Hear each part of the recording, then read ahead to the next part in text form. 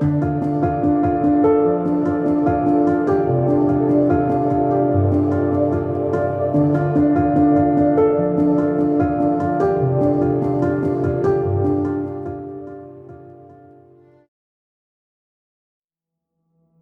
uncle, John Kennedy, did that. He refused to go to war.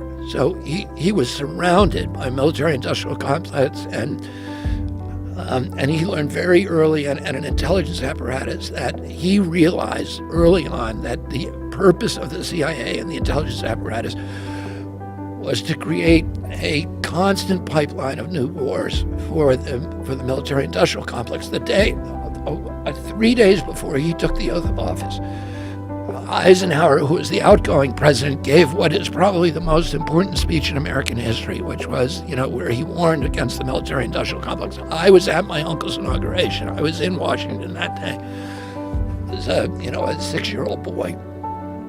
And I was sitting on the stands behind him in front of him during his inauguration. And he understood that. And 2 months later, the military and intelligence came to him and said, we gotta invade Cuba. And he was like, I'm not going to Cuba, and I'm not gonna let the military. And they said, well, we got all these Cubans trained, and they're gonna go attack Castro. And he said, well, we can't, the U.S. government can't be doing that. We can't be attacking. I don't like what Castro's doing down there, but it's not the United States' job to dictate what kind of governments other countries have. And they said, well, as soon as they land, there's going to be a big revolution. Everybody's going to rise up and they're going to overthrow Castro. And he said, well, you can't use the U.S. military. And they ended up bringing those guys over with United Fruit boats. And in the middle of it, in the night, they came to him and said, they're getting wiped out on the beach, and you need to send in the military and invade. And he said, we're not going to do it. And he stepped out of that meeting, and he realized they had been lying to him and trying to trick him.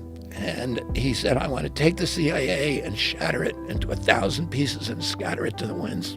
And then, for the next 1,000 days of his presidency, he was at war with his military and intelligence apparatus. They tried to get him to go into Laos. He said no.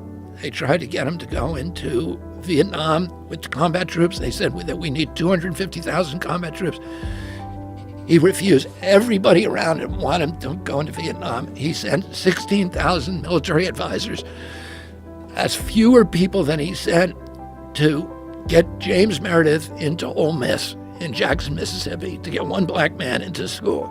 He sent fewer in Vietnam. They weren't allowed to fight. Many of them did. They violated the rules of engagement.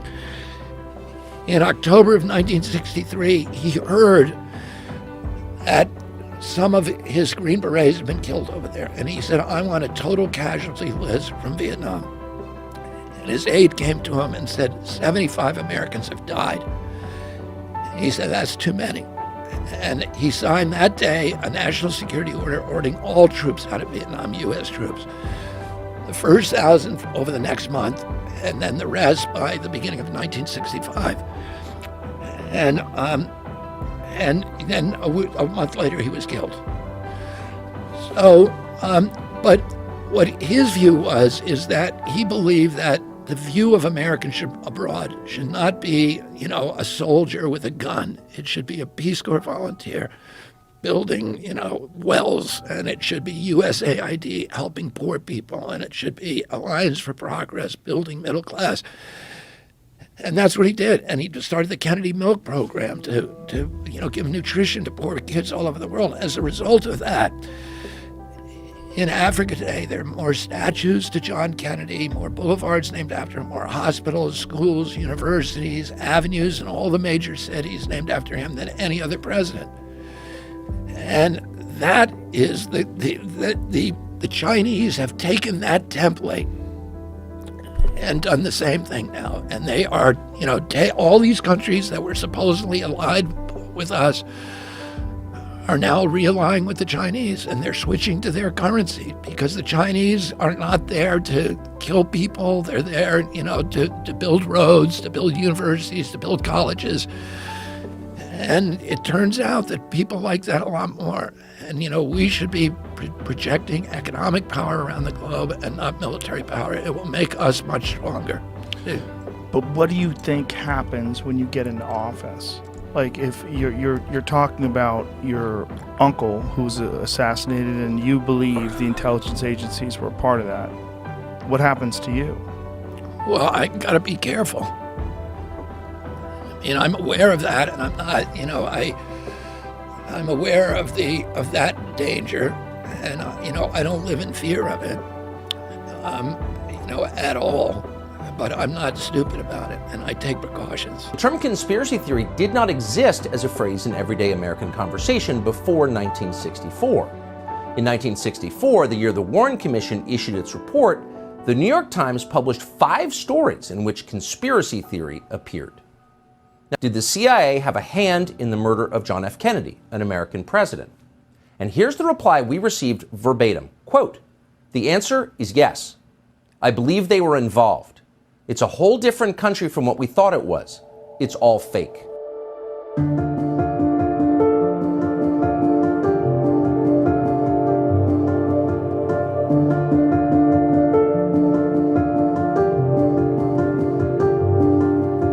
Magazine, George, which is a hoot of a magazine. I thought you were a lawyer. I was. What happened?